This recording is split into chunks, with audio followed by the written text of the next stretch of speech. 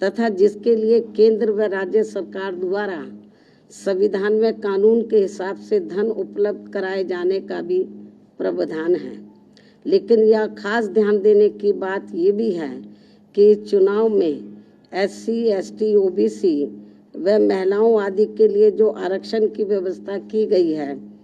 तो उससे इन वर्गों के लोग पूरे तौर से सहमत नहीं हैं, क्योंकि इस चुनाव में इन लोगों के लिए आरक्षण की जो भी सीटें आरक्षित की गई हैं, तो उसमें काफ़ी नियमों को ताक पर रख दिया गया है,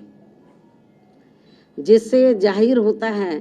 कि यहाँ सत्ताधारी पार्टी BJP इस चुनाव में हर स्तर पर अपना राजनीतिक स्वार्थ साधने में लगी है, ताकि इसका काफ़ी कुछ फायदा इसके बाद देश में होने वाले लोकसभा चुनाव में इस पार्टी को यहाँ मिल सके। लेकिन यहाँ खास ध्यान देने की बात ये भी है कि यहाँ के गरीबों के लिए विभिन्न कल्याणकारी योजनाएं तथा बेरोजगारी के इस दौर में दैनिक मजदूरी करके अपना पेट पालने की योजनाओं के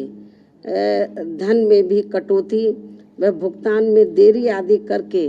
जो यहाँ स्थानीय रोजगारों की दुर्दशा बना दी गई है, वह भी किसी से छिपा नहीं है। इसलिए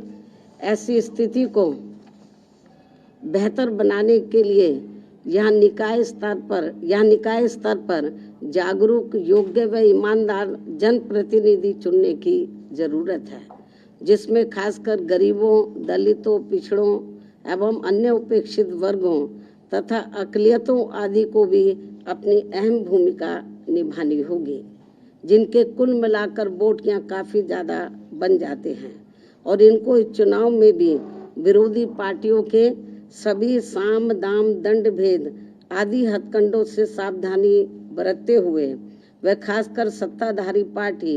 BJP के किसी भी दबाव व लालच आदि में न आकर अपना वोट करना है। इसके साथ ही यदि ये नगर निकाय के चुनाव सरकारी द्वेष, पक्षपात व अनुचित दखल अंदाजी आदि से मुक्त व पाक साफ होकर चुनाव की प्रक्रिया को सही से लागू करके कराए गए, तो फिर इसका चुनाव का महत्व खासकर यूपी के नगर विकास व यहाँ के लोगों की उन्नति व स्थानीय स्तर पर रोटी रोजी में भी काफ़ी सहायक सिद्ध हो सकता है। लेकिन ऐसा यहाँ अब तक होता हुआ बहुत कम ही देखने को मिलता है। फिर भी इस लक्ष्य की प्राप्ति के लिए सावधानी व समझदारी का सामूहिक प्रयास जारी रखना बहुत जरूरी है। यही वक्त की मांग है तथा यहाँ लोकतांत्रिक व्यवस्था का तकाजा भी है।